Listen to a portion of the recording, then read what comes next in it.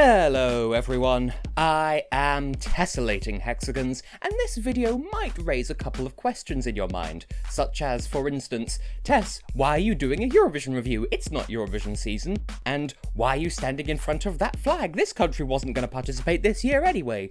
Well, I would like to talk to you about the song that could have represented Hungary at Eurovision 2020, were it not for a couple of things.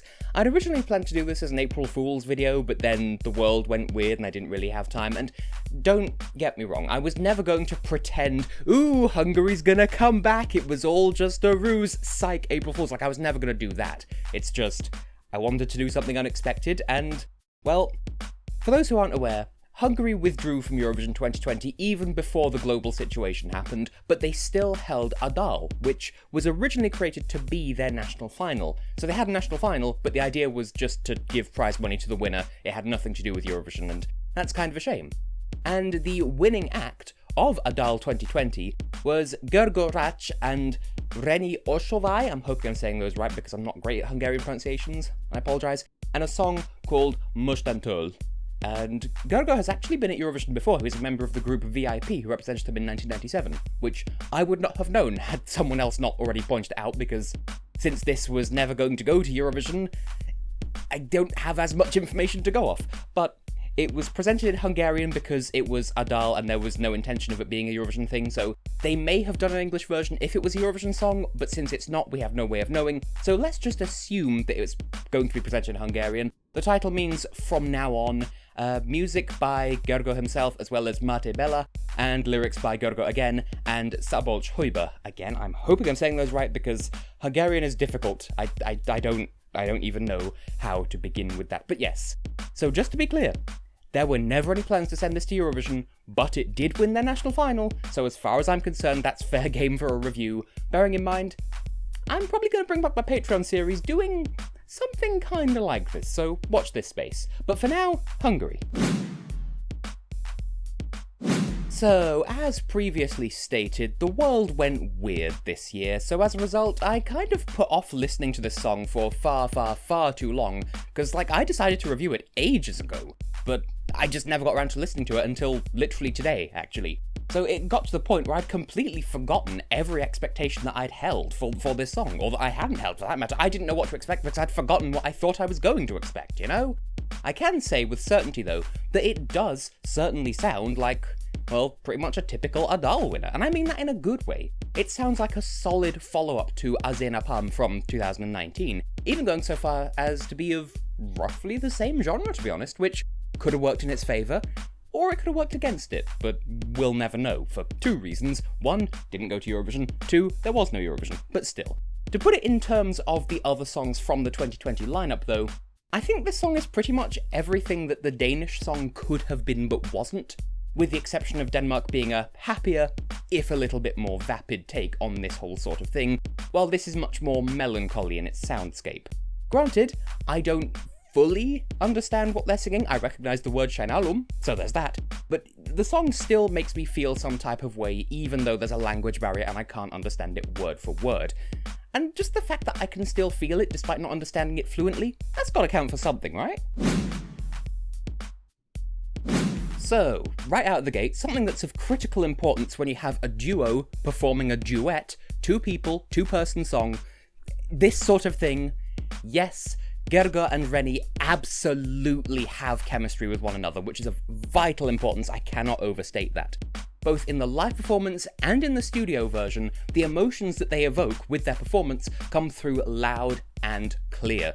This song, as far as I can tell, is kind of an apology to one another. It's a promise to do better. It's a, I will be better to you from now on. That's kind of the gist of it, as far as I understand. Could be wrong, that's my understanding of it. They both bring 110% individually when it comes to conveying all of the messy, chaotic, highly strung emotions that come with that kind of situation, both as individuals and as a duo, especially when it comes to those harmonies of theirs when they're singing together. It's raw, it's beautiful, and it is extremely effective in my opinion. The instrumentation pulls its fair weight in that department as well. For want of a better word, I would describe it as sounding organic. Sure, there's a bit of a reggaeton rhythm in there, just by coincidence, but none of it feels artificial. There's no sign of cheesy, low-fidelity MIDI instruments or tinny synthetic percussion, and the whole arrangement is in a key that plays into the melancholy atmosphere from start to finish. There's plenty of compositional merit here. Something that helps even further with that, meanwhile, is the constant percussion layer. The song has a distinct beat to it, and that helps to keep engagement levels up throughout. This could easily be a stripped-back, minimalist kind of performance, sort of like the original version of Kedvesem from 2013, not the Zoo Hacker remix that actually went to Eurovision, but the original version of the song that was later remixed into the Zoo Hacker remix. You know how it is. But that would run the risk of people losing interest more easily, whereas having that beat to latch onto makes it much more of a memorable toe tapper. That's probably why they sent the Zoo Hacker version of Kedvesem in 2013. The same principle applies here. The beat adds stuff to it that keeps people engaged more than they otherwise might.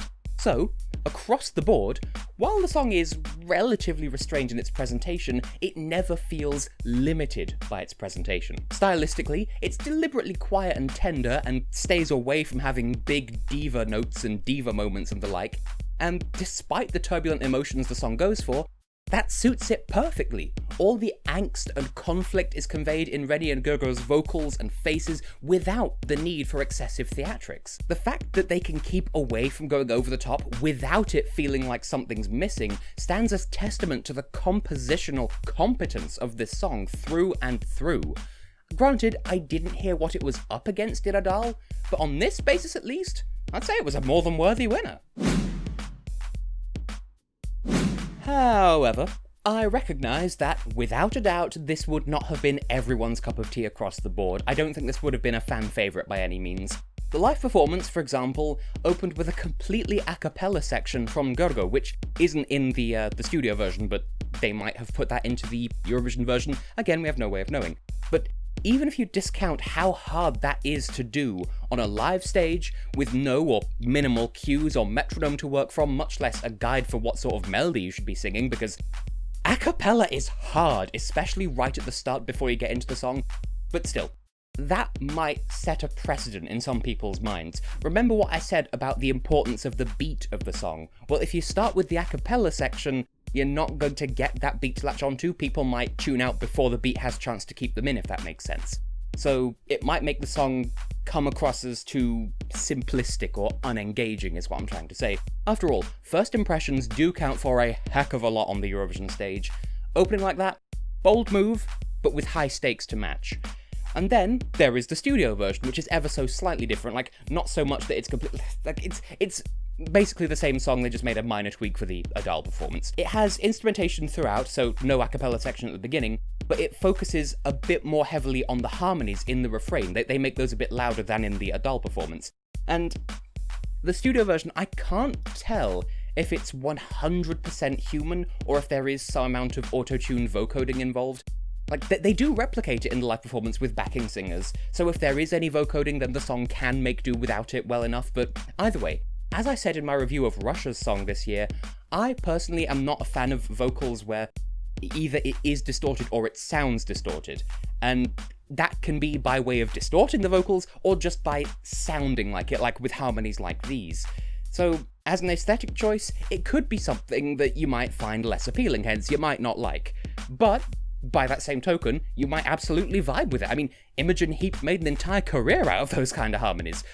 But it is still a choice, you know? And finally, harmonizing those two ideas, because the song's restrained style, like I discussed previously, some people might not be able to give it their full attention very easily, and as a consequence, they may find that listening to the whole piece makes it seem dull or perhaps even repetitive to their ears, particularly if they don't speak Hungarian and thus have nothing in particular to latch onto in the vocal department. I'm certainly not saying that the song is in any way boring or annoying like that. I'm just saying that if you don't click with it, then that could very well be the brain feel, so to speak, that it leaves you with, if that makes any sense whatsoever.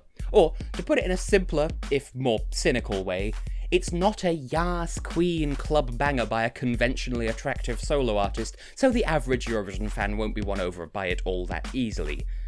Did I spill too much tea there? For now, all things considered, if I'd included this song in my top 41 for Eurovision this year, which would make it a top 42, but shut up, then I think I would put it in at about 16th, above North Macedonia and below the United Kingdom in my opinion. So, decently high praise, all things considered, especially because I hadn't heard the song before today. I give it an 8 out of 10 in my personal estimation, because while this isn't necessarily a song I could imagine myself coming back to all that often, I do absolutely love it while it's on, and I can absolutely buy into both the emotions of and the chemistry between the two singers.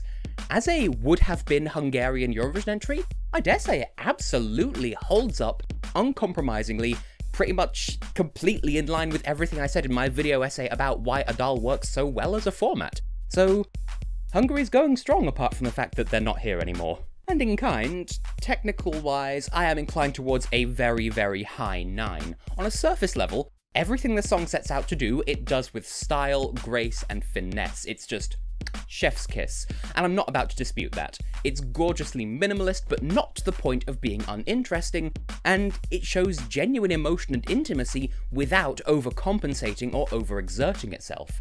The live performance offers an interesting twist on the instrumentation by opening with nothing but Gergő's vocals, which is pretty risky, by the way, but it allows the instrumentation more time to build without overindulging in the same riff for too long at a time.